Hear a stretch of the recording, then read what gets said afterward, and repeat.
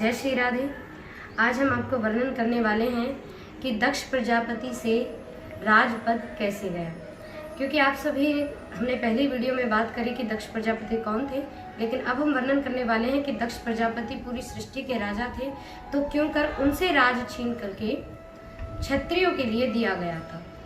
दक्ष प्रजापति को राज का अभिमान हुआ। एक बार दक्ष प्रजापति संपूर्ण सृष्टि पर राज करते हुए विष्णु भगवान के यज्ञ, विष्णु भगवान ने पुष्कर में यज्ञ करी, उस यज्ञ में जा पहुंचे। तो उस यज्ञ में संपूर्ण सभा के मध्य दक्ष प्रजापति जैसे ही आए, वहां संपूर्ण देवता बैठे हुए थे। उन समस्त देवताओं ने दक्ष प्रजापति को नमस्कार किया, प्रणाम किया, क्योंकि दक्ष प्रजापति संपूर्ण प्रजा के राजा थे। लेकिन वहां पर बैठे हुए शिवजी ने दक्ष प्रजापति को प्रणाम नहीं किया, क्योंकि शिवजी अपने ही ध्यान में मग्न थे। तो दक्ष मन में कहने लगे कि शिवजी के मन में इतना अभिमान, मैं उनका ससुर लगता हूँ, लेकिन फिर भी उन्होंने मुझे प्रणाम नहीं किया। शिवजी के लिए उनके मन में दुर्भाव पैदा हो गया। दक्ष ने कहा, इसका तो अवश्य ही मैं बदला लूंगा। परिहास उनके मन में धारण हो गया। एक दिन दक्ष ने यज्ञ निर्धारण किया। यज्ञ में समस्त देवताओं को बुलवाया, जिसमें भृगु ऋषि को महत्व दिया गया यज्ञ होता का। भृगु ऋषि आए यज्ञ के लिए। भृगु ऋषि ने जब पूछा कि प्रभु आपने क्यों कर शिवजी के लिए आसन नहीं बनवाया, तो दक्ष प्रजापति ने कहा, प्रभु यज्ञ में कोई भी शिवजी को भाग नहीं दिया जाएगा, क्योंकि शिवजी ने मेरा सम्मान नहीं किया। दक्ष के इन शब्दों को सुनकर के भृगु ऋषि मान गए। भृगु ऋषि ने शिवजी के लिए कोई भी अपराध नहीं किया।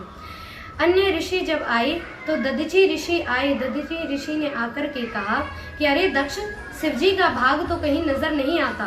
दक्ष ने कहा कि प्रभु आपको यज्ञ में रहना है तो रहिए, लेकिन शिवजी के लिए कोई भाग नहीं दिया जाएगा।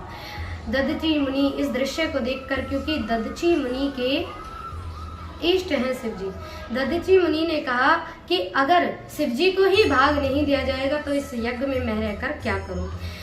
दक्ष प्रजापति को तुरंत श्राप देते हुए दधीचि मुनि ने कहा कि हे राजन, आपको राज का अभिमान है, मैं आपको श्राप देता हूं कि शीघ्र ही आपसे राजपद चला जाएगा। दधीचि मुनि के श्राप के कारण राजा दक्ष से राज चला गया, यानी दधीचि मुनि श्राप दे करके चले गए।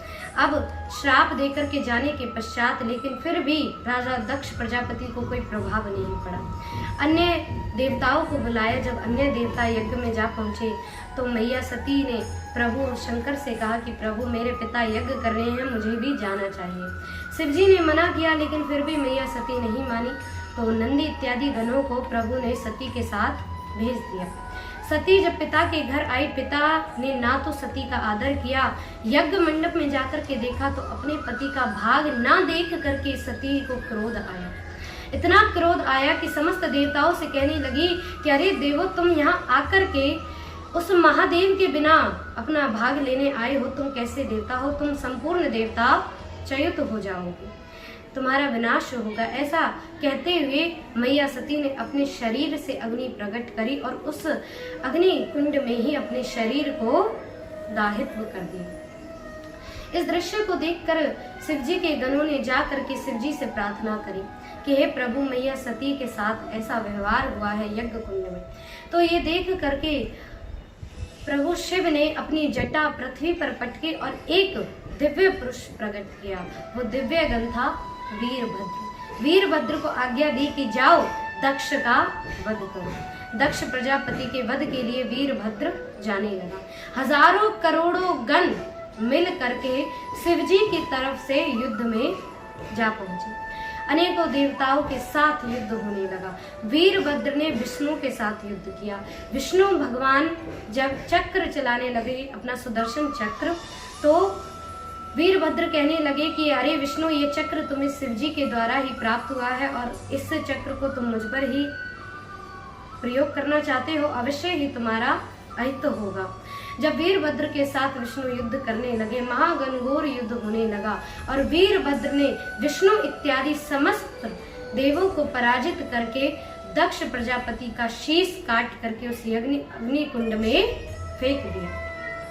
उस अग्नि कुंड में दक्ष का शीश गिरा।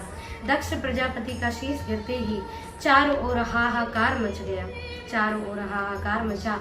अब तो शिवजी तुरंत उस यज्ञ में प्रकट हुए। समस्त देवताओं ने प्रार्थना करी, ऋषि गणों ने प्रार्थना करी कि हे प्रभु, यज्ञ कभी अपूर्ण नहीं रहता, आप इस यज्ञ को अवश्य ही पूरा करें, आप इस यज्ञ में आकर के कृपा करें। समस्त देवताओं की प्रार्थना को सुन करके शिवजी उपस्थित हुए और दक्ष पर कृपा करके एक बकरे का सिर दक्ष के धड़ पर लगा दिया, ताकि दक्ष के प्रजापति के बिना जीवित हुए यज्ञ पूर्ण नहीं हो सकता था। तो दक्ष प्रजापति को बकरे का सिर लगा करके जीवित किया प्रभु शिव ने। जीवित करने के पश्चात दक्ष प्रजापति ने शिवजी की आराधना करी, यज्ञ में भाग दिया और यज्ञ को सफलता निपुण पूर्ण किया गया। प्रभु शिव के कारण से, प्रभु शिव की कृपा से राजा दक्ष प्रजापति का वो यज्ञ पूर्ण हुआ। लेकिन अन्य श्रापों के कारण इसी वजह से राजा दक्ष प्रजापति से राज चला गया। यज्ञ के पश्चात राजा दक्ष प्रजापति के द्वारा वो राज क्षत्रियों को दे दिया गया, यानी सूर्यवंश को प्राप्त हुआ। सूर्यवंश, इक्ष्वाकु इत्यादि राजाओं के द्वारा फिर इस सृष्टि का निर्धारण किया गया। सतयुग के द्वारा फिर से, यानी इस मनवंतर में सृष्टि क्षत्रिय वंश के द्वारा निर्धारण करी गई। अन्यथा जो पूर्वित राज था वो दक्ष प्रजापति का राज था। पहले प्रजापति समाज का ही इस सृष्टि पर राज था। तो इस दक्ष प्रजापति के ऐसे दुस्साहस के कारण ही उनका राज चला गया। आशा है कि आप सभी को ये क्यों कर दक्ष प्रजापति से राज गया, ये कथा आपको अच्छी लगी होगी। हमारे चैनल को सब्सक्राइब करें, लाइक करें, शेयर करें। जय श्री राधे, जय श्री श्याम।